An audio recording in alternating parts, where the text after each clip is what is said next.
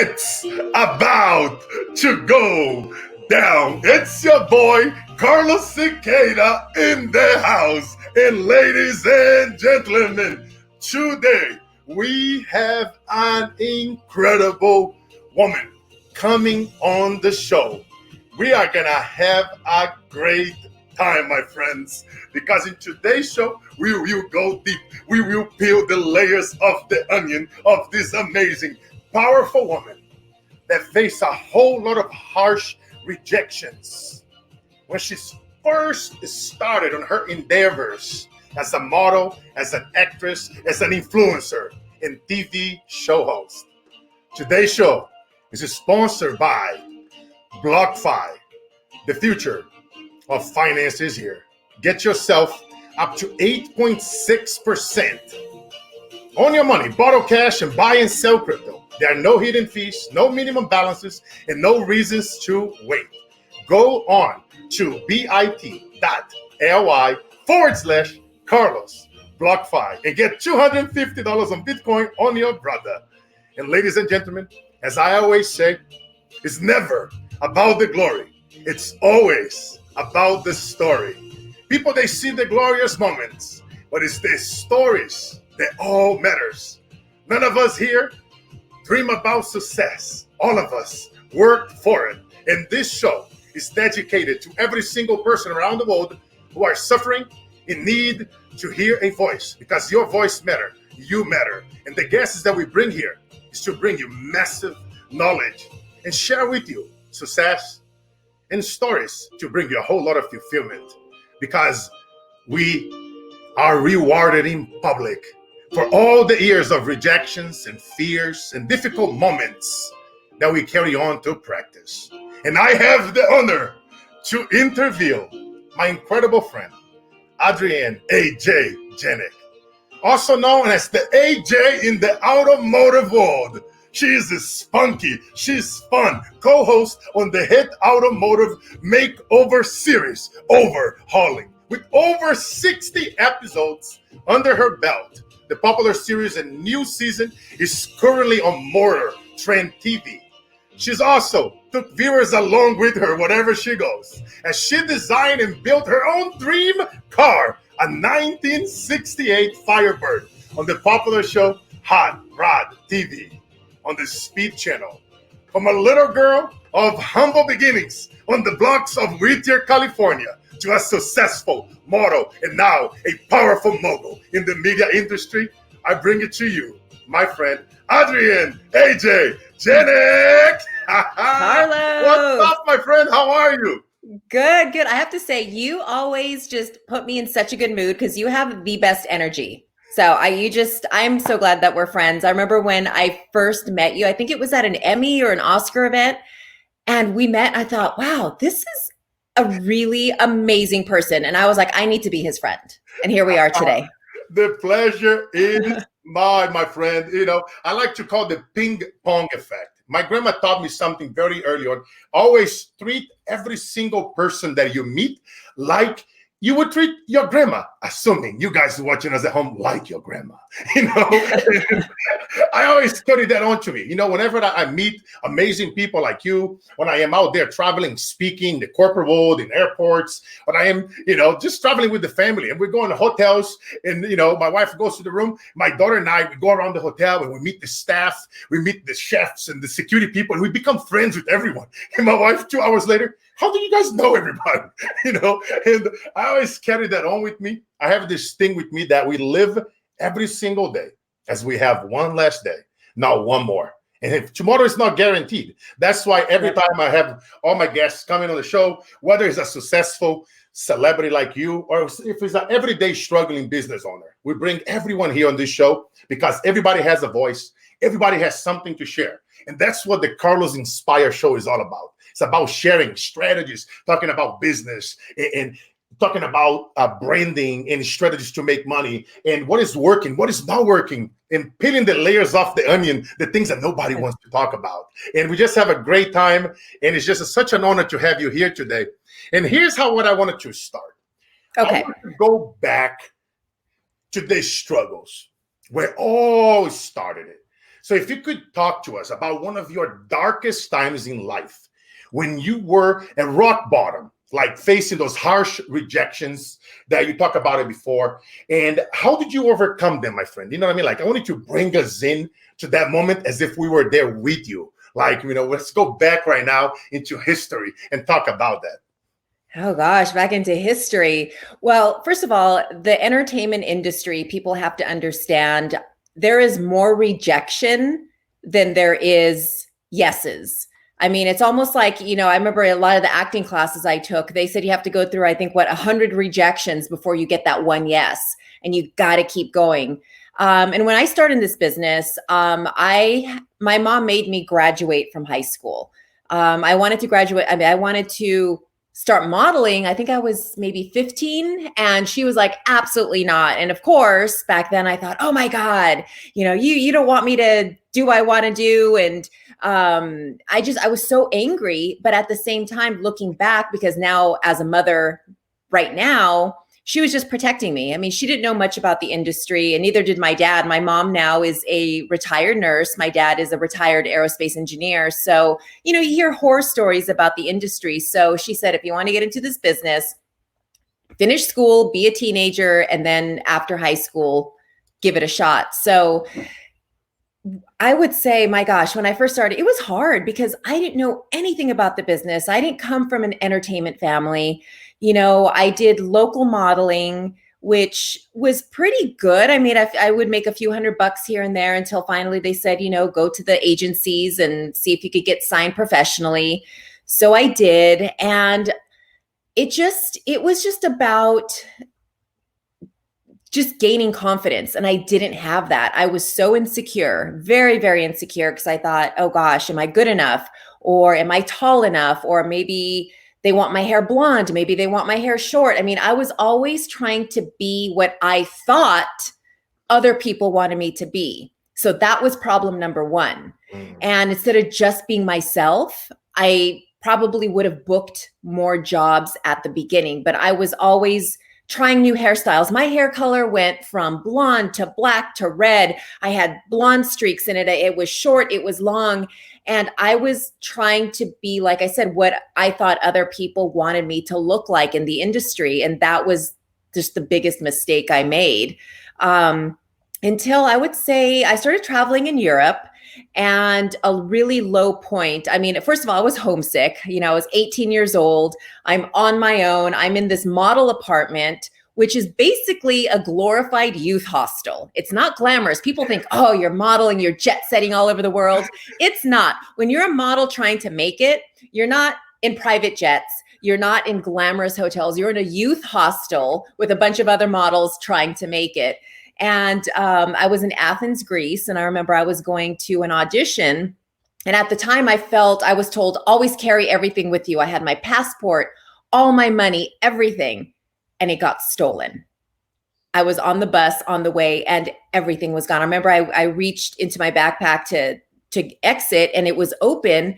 And all I saw was my modeling portfolio. My wallet's gone, my passport, cash, everything. And I just started crying because I thought, I'm never going to leave this country. I'm stuck here. And, and I'm trying to work. I'm trying to make money. So after that, I had to kind of regroup and just kind of focus on, okay, this isn't working. Well, first, let me get my passport back. I had to go to the US Embassy so I could leave the country and go back home. And, at 18, 19 years old, it was tough. So I kind of had to regroup, came home, decided to look how I wanted to look like, but still, it was still a struggle. I would say it was a few years that I kind of figured out I need to stop trying to be who I thought other people wanted me to be.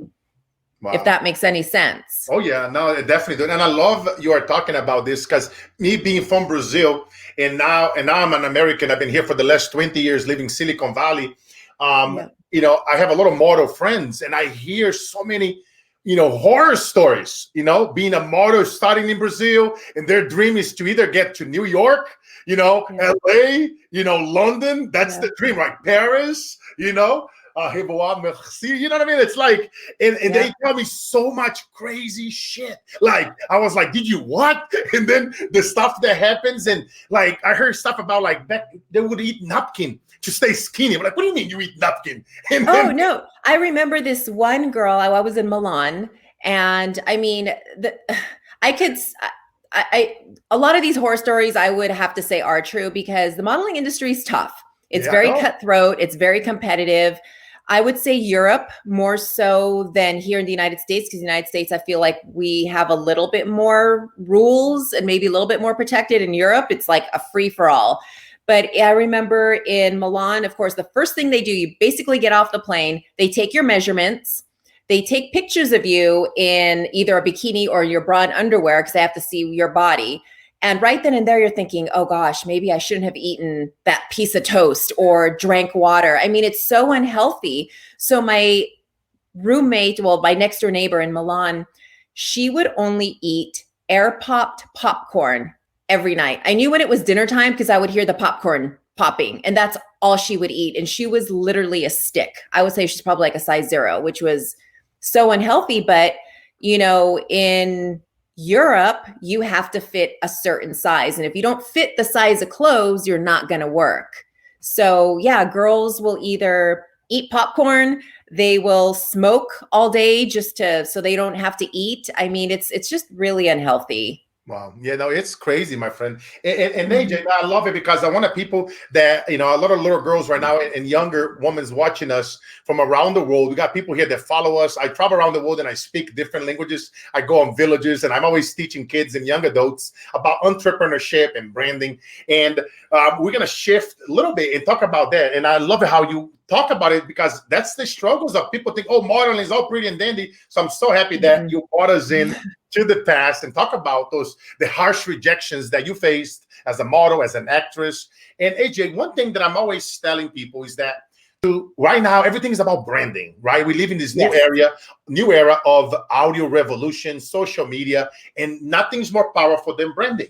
Your audience, your fans, your raving fans, they want to listen to you. They want to see what's happening in your life. And you're the queen of social media. You know, it's like they want to. Oh, wow. Thank you. You know, they're doing stuff. They want to be able to carry and see the struggles and the wins and what are you doing. And you're bringing the meaning to your business as you've done into the shows. And I always tell them, start your podcast. Just pick a date. Pick a time every week. You know, if you don't know how to do a podcast, there's so many researches. You know, I tell them, go into my Instagram, click on the link below. There's a bunch of free resources, things that I learned and I taught on masterminds around the world. And I share all for free so that they can learn. In case if I die tomorrow, I know it's plenty resources left. You've left your legacy. Yes. You know what I mean? And I love to interview amazing people, successful people like you, so that we can extract the greatness that you guys have, because you have the receipts to prove it. You've been done it. You've been through it. And that's why I love to talk about that. But, you know, but here's the thing, you know, as I always say, we want to document everything and get the branding out. And speaking of starting your own show, you know, you were originally hired for the show Overhauling just to do one episode. And I bet you this image here, you know. Oh, I remember that episode. Yeah. You literally went there like, cool, I'm here to do one show. And you stolen the hearts of the producers and the people. They saw you, they met you, and they're like, hell no, baby, you are here. You're going to do 60. You're going to mind blown this. They saw, they had the vision. Can you walk us through, like, what did you do? Like, share with us the gold, like maybe something that you haven't shared before, or walk us through that meeting, like bring us into that meeting. And guys, for you guys watching us, this is a teaching moment. Have you guys noticed what I do? Whenever I'm talking to my guests on the show, I always tell them to bring us into the story, because that's power in storytelling. So when you guys are out there being interviewed or sharing your story, I want you to tell your guests, bring us with you in the story. You guys know me. Whenever I tell a story, whether I'm speaking at the Oscars on a bicycle and throwing bread at celebrities, or I bring the bicycle to the stage, I do crazy shit. And that's why you want to bring them into the story. So now, sister, talking about that moment in that studio, tell us about that story. How did you go from doing just one episode, that was all you were hired to do, and you went on? Okay, well, I love how you make it sound like it was like this I mean, maybe it was the right place at the right time, but I will say, here's what happened. Obviously, I started off in modeling. It was great. I mean, yes, there's a lot of tough times, but at the same time, I have no regrets, and modeling really kind of kicked off everything. So I always say modeling gave me my start. It kind of parlayed into other stuff. So after traveling Europe and seeing the world like I've always dreamed about, I love doing TV. All the countries I visited, I ended up doing more television than I did print. So I thought, maybe I should rethink everything and start doing more TV. So I started acting, getting small roles here and there, and I was trying to build up my acting resume. So I got the chance I had done hidden camera before on a show called The Jamie Kennedy Experiment. It was on Fox like years and years ago.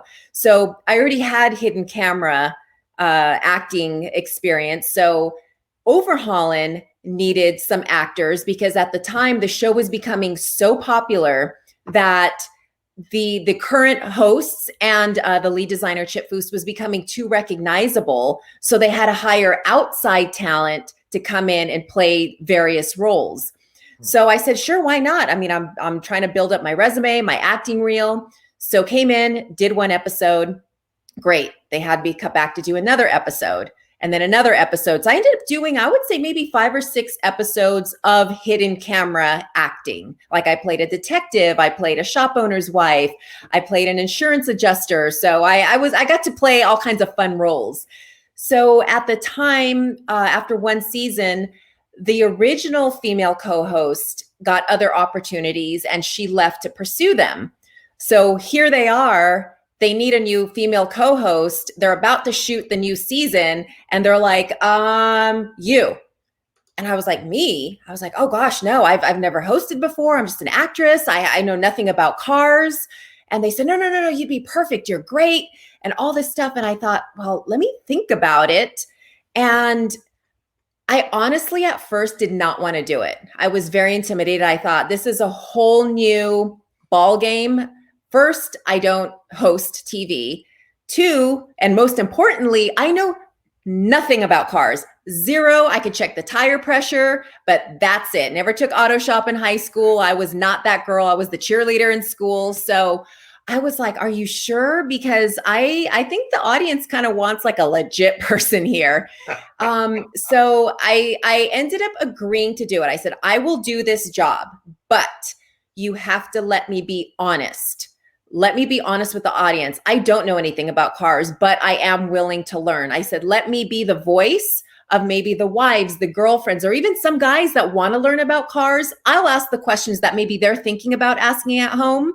Let me ask those questions that we can learn together.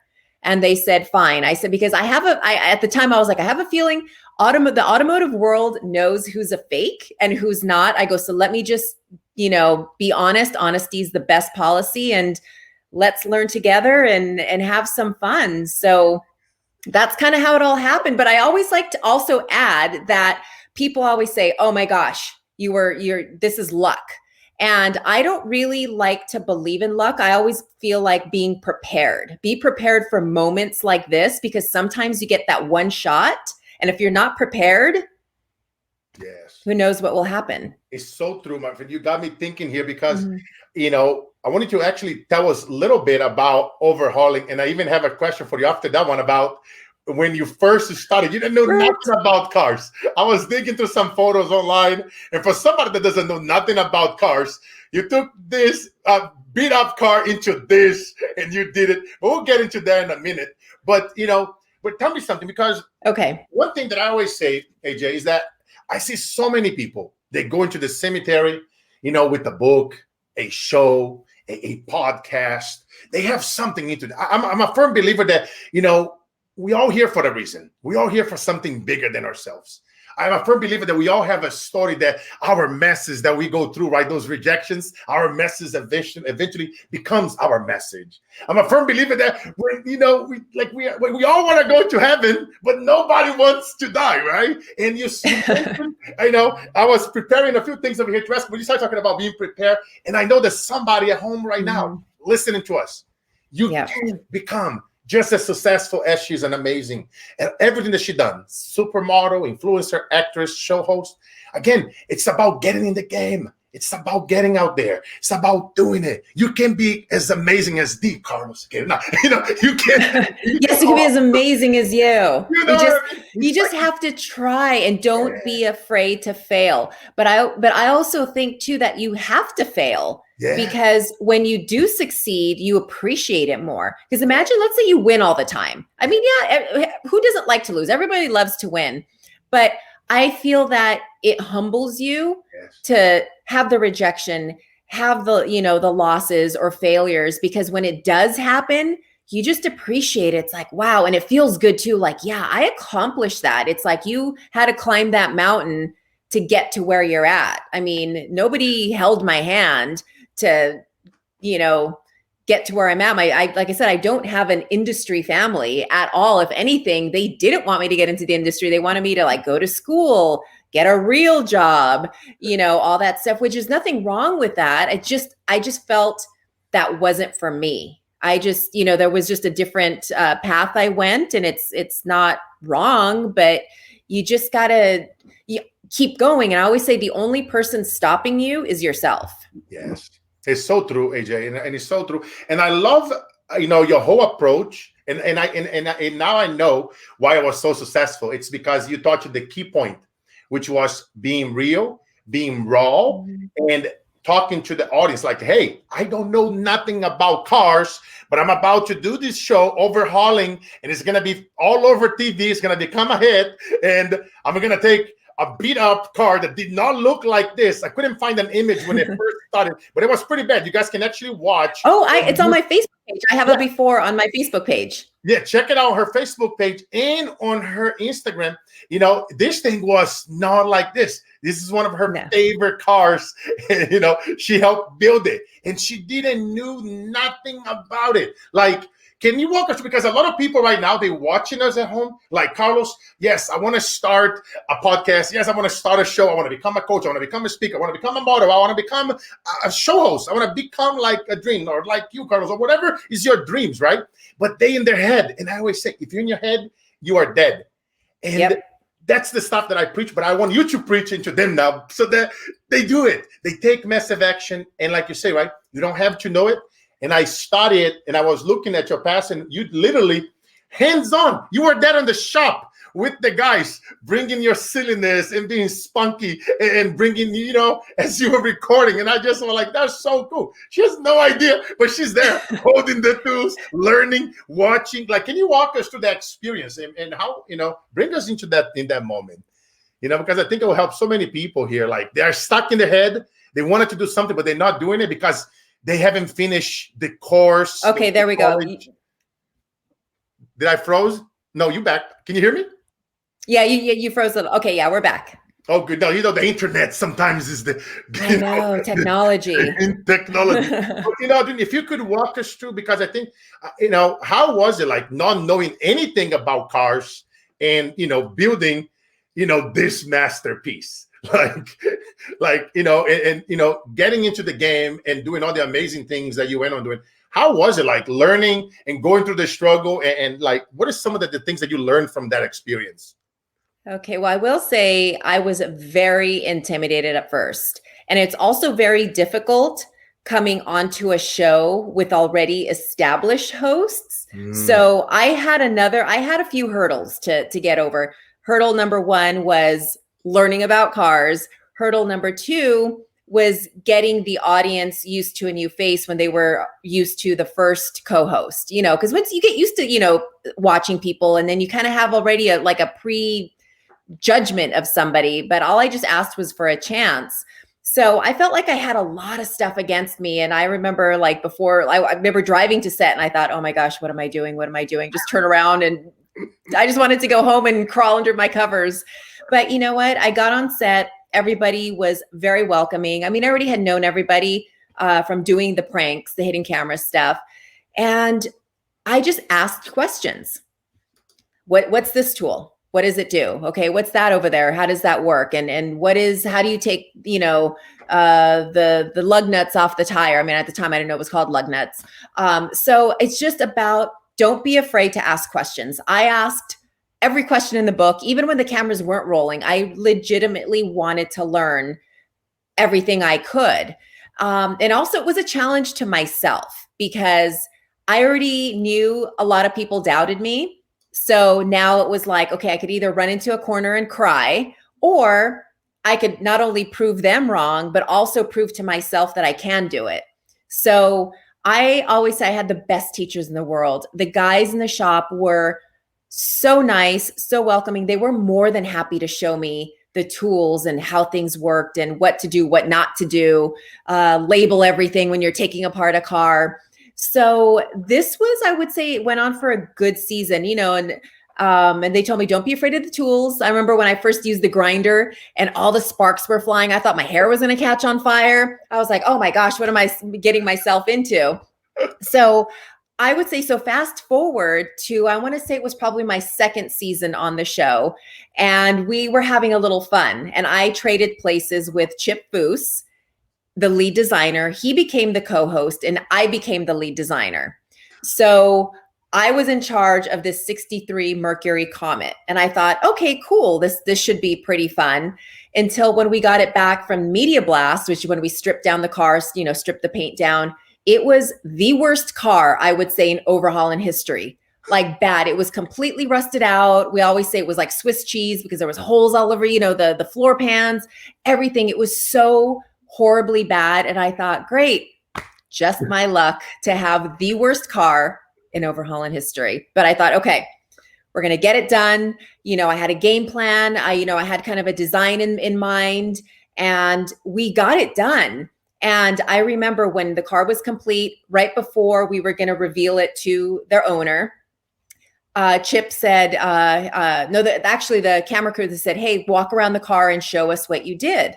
So I'm explaining what I did, the design, the paint, everything. So I walk around to the back, and there's Chip and all the guys, and they're just staring at me. And I'm looking around, I'm like, what are you guys looking at? You're already making me nervous. And then I look down at the plate, and Chip and the guys had this license plate made that said AJ Designs. And that was such a turning moment for me on the show.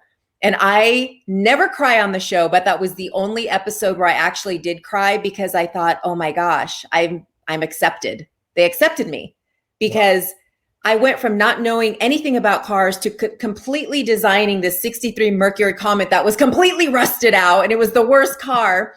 And they all just were like these beaming big brothers that were so proud of how far I've come. And I think also that from that episode on, I finally won over the audience, because they were a tough crowd. I will say that they were doubtful of me, but I think from that episode on, the audience was like, okay, she's in, she's doing the work. She's proving her point. And even to this day, I still say I still have so much more to learn about cars, but that was a big turning point, and just showed myself and to the audience I didn't give up. I was just out there asking questions and learning as much as I could. I love it. What an incredible story. I love it. I love to, go deep and, to see in things that a lot of the behind the scenes, right, that happen. Yeah. And for the people that have not watched their show, like I know what the team is about, and I know about the show, and I watch myself, but for the people that haven't, can you just tell them a little bit, what is Overhauling about, and how the whole idea came out? Because I love the team, and I'm actually doing a few initiatives in my world, for people that don't have the means, like they didn't have the means for the. But could you tell them in your own words about Overhauling, so that they know what the show is about? And guys, go check it out. It's an amazing show. So Overhaulin is an automotive makeover show, and the person has to be nominated. It could be nominated by a wife, brother, sister, grandpa. It could be anybody nominating who they think is deserving of getting their car made over. But of course, we got to mess with them a little. And that's when the pranks come in. We pretend to steal their car. It's either been impounded or something's wrong, or we'll make something up, and we'll take the car away, or we'll steal it and they'll show up and the car's missing. And in the process, but the old school overhaul, we would redo an entire car in 7 days, which is unheard of. the newer episodes of Overhaulin, we do the entire car in about 3 weeks, which is still a pretty good time frame. Hell And then at the end, we reveal their dream car, and there's lots of tears. I always say that this is probably one of the only shows where grown men cry, especially when they pop the hood and they see the engine or they can hear the engine roar. That's when all the waterworks come, and it's awesome to see. Wow. And then what is your favorite car? Is it still the Audi and the Pontiac? Okay, well, I'm a Pontiac girl. I love a classic Pontiac. That's my 68 Firebird, which is, I call my baby on 4 wheels. What a beautiful car. I love that. Her name is the Diva because she is color. The color a diva. Is amazing. Just beautiful ride. Yeah, no, this is this beautiful sapphire blue. My vision was I wanted her to be like this rolling gem. See that picture, you have to see it like in the light when the blue really pops. And then my Audi R8 is just it's a fun supercar. But as far as I have to say, when I drive those cars, I get more attention in the 68 Firebird than I do the Audi R8. Oh yeah, the 68 by the Firebird.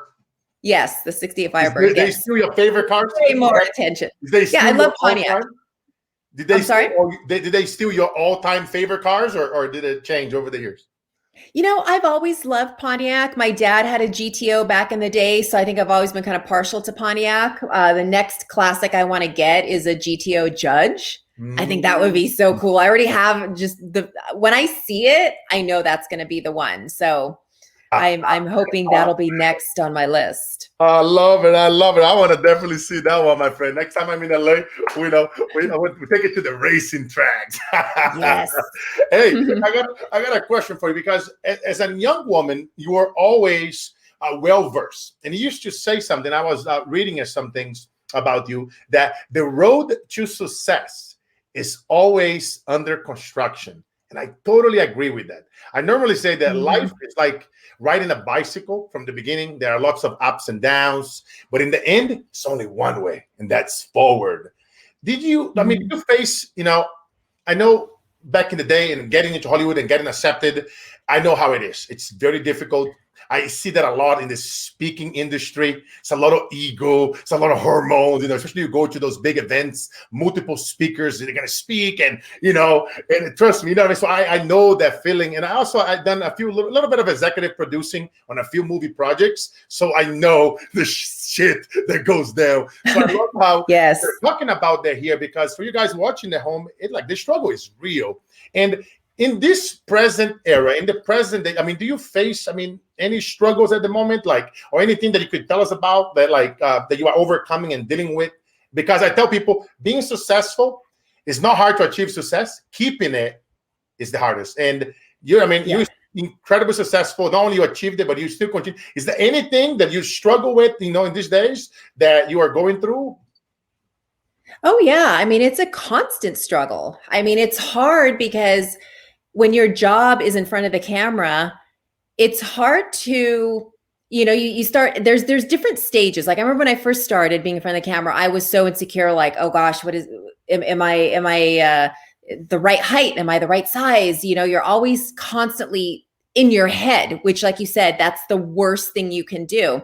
And then as a woman in this industry, I'm going to be very honest, it's really hard to age in this town, because everybody glorifies youth. Like it's all about youth. And, when you see ads and commercials, it's, all young 20-year-old girls. And, it's just hard. You try your best. You want to, you don't want to go to the extreme and, end up not looking like yourself, so where's the happy medium? And, with guys, I think they have it a little easier as far as that goes, because I think they look better as they get older. But women, I think it's a really hard thing. Maybe not even in the industry too. I just think in general, it's hard to age. It's like, okay, let's get the latest cream, let's cover the grays. Like I said, I did my hair for you today, and I colored my own hair. So I think I covered enough of the grays.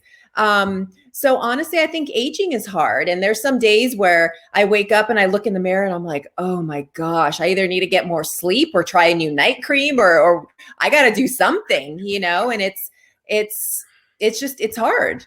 Yes, no, I appreciate it. You say that, because I know it's like I was talking to a very wealthy friend the other day, And, he became a billionaire. He got a few exits. And I was like, so what is the feeling like becoming one? Because, I told him my mission is to make poverty history. Eventually, I want to become one. But like, what did it change? And then he's like, Carlos, at first, it was okay. But then a few months goes by. And the reality is that the insecurities, the fears, like the comparison, all that shit, right? The whispers. I like to call the whispers from the devil and the whispers from God. We always have the little voice in our ears, and they still there. Yeah. And I love it, because you always like this. You always real and you raw and you give it like it is. And that's the stuff that I tell people, guys, like becoming successful, it never goes away. It's like living every day in the moment. And I know that you're an incredible mom, and you have your son, and you have everything that you do, everything that you touch, it turns gold. Whether it was Overhauling or the other shows that you did on CBS and Speed Channel, and History, and all the amazing things that you did, is because of that attitude, that just being you, being real, being raw. And here's a question that I have for you, my friend. In your own words, you say something that I read about. It was, if I can help someone learn from my experiences, I'm going to do everything I can to do that. And if your children, if your son or your 18-year-old self or someone in need, they came to you right now and they ask yourself, tell me two things, AJ. They are non-negotiable, no matter what. That when you are no longer here, I must do and apply these things every day in my life. I shoot. It's a must. It's non-negotiable. I have to do this in order to, achieve success and then maintaining it. What would be one to two things that would you pass it on for your son or that 18-year-old younger self of you, because your son is a little bit younger, but the 18-year-old self of yours, and that wants to come into this industry and to become successful? What are that one to two tips that you could give it to our audience? I say number one, be authentic. Be yourself. I used to hear this all the time and it never clicked. I was like, what do you mean be myself? It's just, there's only one you, and you don't know what the casting director or what the director is looking for. So if you show up, you're yourself, be honest, just be authentic. That goes such a long way, because it's amazing. Like I said, looking back at auditions where I thought I knew what they wanted and I went in being what I thought they wanted, and it was crickets. I never got a call back, nothing. So that would be my first advice. Just be real, be authentic, be genuine, and just be honest. The second thing is trust your instincts. There's been so many times where that little voice in my head was like, oh, this doesn't seem right, or this doesn't feel right. Or if you just feeling uncomfortable in any type of situation, listen to your instincts, because they are the best advice you can give to yourself. Yes, they mentioned that. We have people over here from around the world, from the Philippines, Brazil, Mexico, all over the interwebs are watching us right now. And they're like, amazing. Amen. Love your car. You are so beautiful. Such a wonderful woman. You've been fighting for your dream. We really appreciate it, guys. This one woman say, what a very talented woman. I admire you. Wow. Thank you. So it's like, it's amazing. What an incredible show, my friend. And we're coming towards the end of the show, which is always a sad moment, but I know, it's like it went by too fast. Here I am. Remember, I was messaging you. I'm like, Carlos, I'm so nervous. Like, I don't do very many interviews because I get honestly nervous. This is me being real. Remember, I talk about being real and genuine. I still get nervous years and years later. So I'm sad that it's done. I know. I really love that about you, because I was like, you're gonna be fine. We're gonna have a great time. And I wanted to bring it, the same nervousness when you win for the model role and the actress role, how that feeling that we all get, right? And that, yes.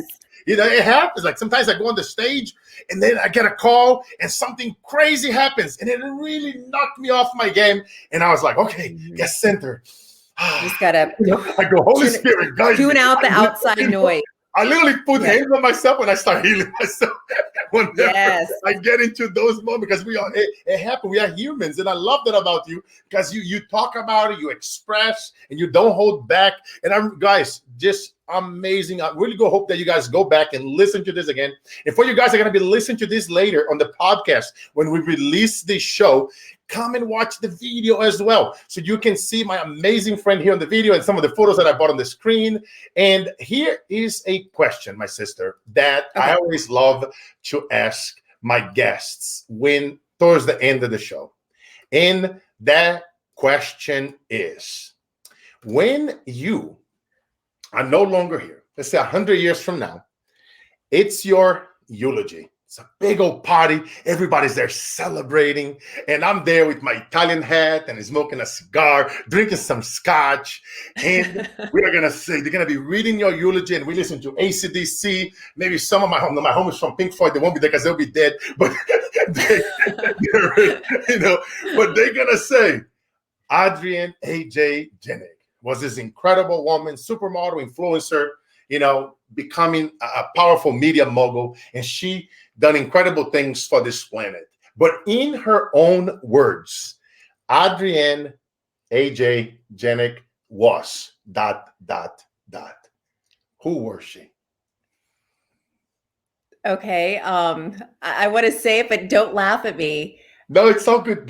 With no judgment. I was very silly and likes to have fun.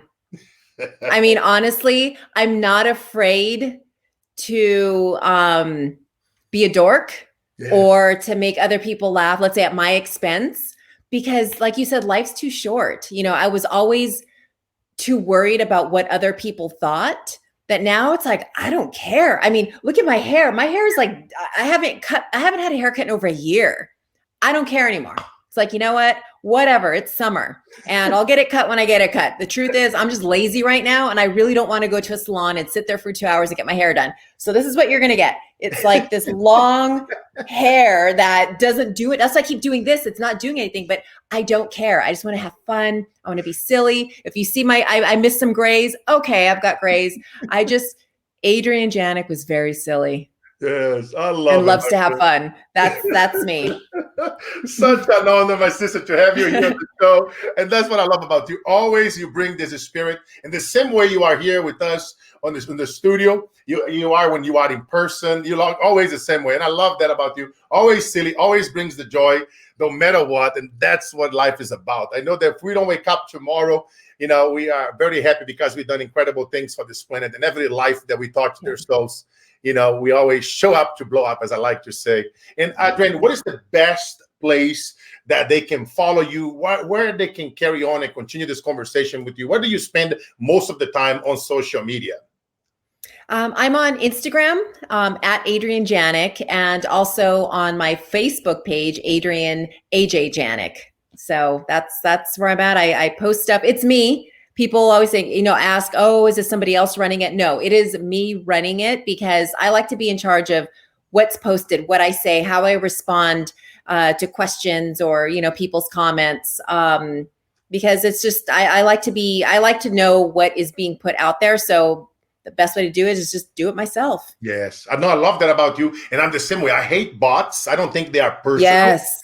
Or delegating. I mean, you can delegate a few things for our assistants, but there are certain things like, talking to your followers and your fans and your audience that, like I always say, treat people like you treat your grandma. Would you like a freaking robot to get back to you? No. And it's like whenever you and I text, imagine we text and it's like a robot and like a robot that has no feelings, and then I love that about you. And I have it on the screen, guys, Adrienne A.J. Janic on Facebook, and then on Instagram, just at Adrienne Janic without the AJ. My friend, such an honor to have you here on the show. Freaking awesome. And there you have it, ladies and gentlemen. Another amazing episode of the Carlos Inspire Show. As we always say, life is all about the mission, never the commission. And the days that breaks us are truly the days that makes us. Until next time, every Monday, Wednesday, and Friday, your boy Carlos Cicada will be in the house with amazing people like Janice. And because you all are here, it's about to go down.